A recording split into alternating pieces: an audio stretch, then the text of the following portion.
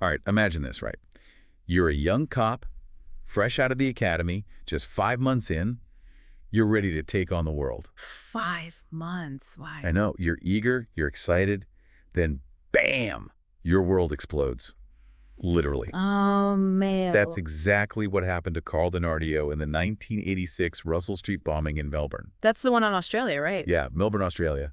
It's a crazy story, and we're going to unpack it all today. We've got these two in-depth interviews he gave, years apart. Oh, that's really interesting to see how his perspective might have changed over time. Exactly. We'll see how his memories and his outlook on everything evolved. Mm. But first, we got to set the scene. Take ourselves back to 1986 Russell Street Police Headquarters.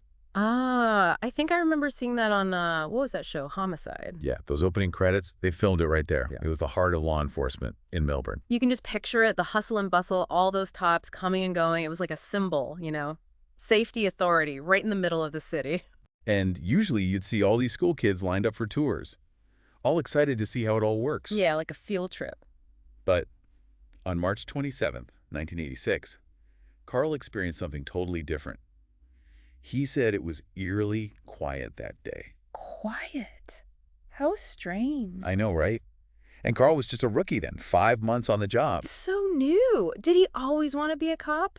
Actually, it's kind of funny. He only joined because his best friend wanted to. Oh, so he was just going along for the ride. Yeah, for moral support. And guess what?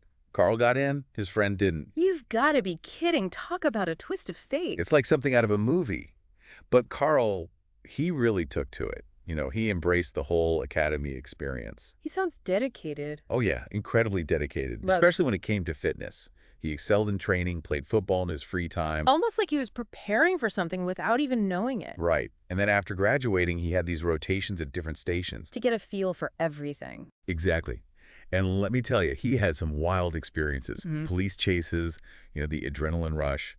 Then you have people just completely disrespecting authority. I bet that was a shock. And one time, during a routine traffic stop, he found a hidden gun. Oh, wow. That's scary stuff. It was. But through it all, he was enthusiastic, always eager to learn, to soak up every bit of knowledge. He loved the job, it sounds like. He really did. But on that fateful day in March, all he was thinking about was lunch. He was just heading to the canteen. Simple as that. It's almost chilling, how such an ordinary thing could be happening right before, Right before everything changed. exactly. He even remembers thinking, should I use the crosswalk or cross further down? A split-second decision. And that decision ended up putting him right in the path of the bomb blast. Oh, wow. In the interviews, he describes it so vividly. It was sudden, this deafening roar. He was thrown into the air, complete confusion, disorientation, like time just stopped. I can't even imagine. And then, as the smoke and debris started to settle, there were these smaller detonations. So it wasn't over right away. No. And that's when it really hit, that this was no accident. This was something way worse. Something intentional. Deliberate. And terrifying. Carl was rushed to the hospital, and that's when the doctors saw just how bad it was. What were his injuries? Oh, man. A punctured lung, sliced kidney, that huge gash on his leg, and shrapnel everywhere. You said he was fit. Maybe that's what saved him. It probably did play a part. Mm.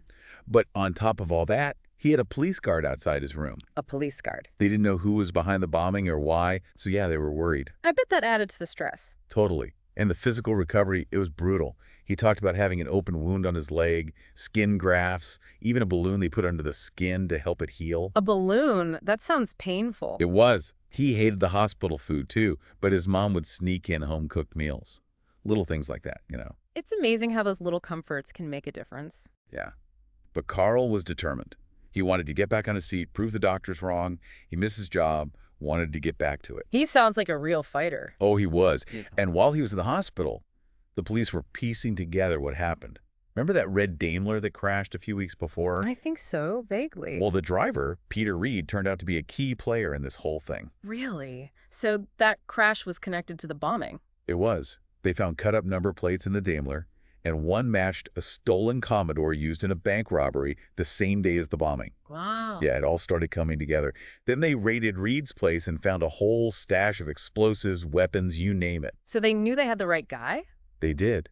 Along with Reed, there were the Minogue brothers and Stanley Taylor, they were all in on it. And the police, they worked tirelessly, analyzing everything, every little detail, every piece of debris to build a case. It was a massive undertaking. But you know what's interesting? In the interviews, Carl hardly talks about the investigation. He does. He said he wasn't really interested in the details. He was focused on his own healing. Maybe that was his way of coping, not dwelling on it. Maybe, but he was dealing with the aftermath in his own way. He talked about feeling self-conscious about his scars. Oh, yeah, that makes sense. He tried to hide them, didn't want people to stare, but he also didn't want to let the bombing win. To take over his life. Exactly. He was determined to regain his confidence, to live his life. And he had people around him, supporting him, his family, his colleagues. The whole police force really came together. It's true, they formed a bond, this shared understanding of what they all went through. And Carl, he channeled all that into his recovery. He worked hard, got back his strength, his fitness. It's incredible how some people find that strength within themselves. It is. And even when he finally talked about the bombing publicly, years later, he was so humble. He didn't want to be seen as a hero. He just wanted to share his experience. Yeah. And more importantly, he wanted to show people that you can overcome these things. You can choose to not let the bad guys win. You can find a way to move forward. Absolutely. And that's what Carl did. He returned to work. And not just any job.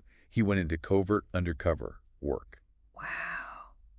That's intense. It was. But he wanted to keep serving to make a difference. And get this, years later, while working at Brunswick Police Station, guess who he ran into? One of the bombers. Craig Minogue. It was a brief encounter, but his superiors were worried. They told Carl to leave for a few hours. They must have been concerned about a confrontation. But Carl, he just shrugged it off. He said, I couldn't give two A's about him. Wow. That says a lot about his mindset. It does. He wasn't going to let this guy live in his head rent-free. He had moved on. He found his own peace. And you know what? I think that's what's so inspiring about his story. He found a way to heal, to find joy and purpose despite everything that happened. He refused to let the bombing define him. It's amazing when you think about it. Carl's story, it takes us on this journey. We start with the bombing, all the chaos and the investigation, and then it becomes about so much more. It does, doesn't it? It becomes about the human spirit, about overcoming the unimaginable. Exactly. And while those responsible were facing justice, Carl was focused on something completely different. Rebuilding his life. Finding his own way forward. Yeah, he was finding solace in those everyday moments. He even mentioned, in those early years, he kind of shied away from the spotlight. Did he? Why do you think that was? Well, he said he avoided talking about the bombing, kept his scars hidden. It's like he was trying to protect himself from reliving it all. I can understand that. Creating that sense of normalcy, it can be a way to cope, to manage all that chaos. Right. And it's remarkable because he didn't let it consume him. He found this balance between acknowledging the pain and still embracing life. He didn't let it define him. No, he didn't. And I think his support system played a huge role in that. His family, his colleagues, the whole police force, they rallied around him. That sense of community, that shared understanding, it can be so powerful, especially in a profession like law enforcement where the risks are so real. Absolutely. They were there for him, practically and emotionally. And even years later, when he finally felt ready to share his story publicly, he did it with such grace. He didn't want to make it a spectacle. No, he didn't want to sensationalize it or make himself out to be some kind of hero. He just wanted to share what he learned, About resilience, about the strength of the human spirit. Exactly. And what really struck me was his absolute refusal to let the bombers win. He wouldn't give them that power. No, he wouldn't let their actions poison his outlook on life. He said, they're just they're weak, they're insipid.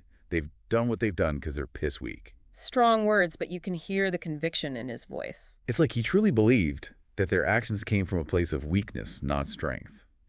And by dismissing them like that, he was taking back his power. He was reclaiming his narrative, choosing how he wanted to define himself. And that's what's so powerful about this whole story, right? It reminds us that we always have a choice. Even in the face of something so awful, we can choose how we respond. We can choose to let it break us, or we can choose to rise above it, to find meaning and purpose despite the pain. Carl's journey embodies that choice. He didn't shy away from the darkness, but he didn't let it eclipse the light either. He found strength in his vulnerability, resilience in his scars, and hope in the people around him. It's a testament to the enduring power of the human spirit, that even in the darkest of times, we can find a way to heal, to grow, and to move forward. Absolutely. Carl's story is a beacon of hope. It reminds us that even when faced with the unthinkable, we have the power within ourselves to choose how we respond, how we heal, and ultimately how we define ourselves. Thanks for joining us on this deep dive into Carl Donardio's incredible story.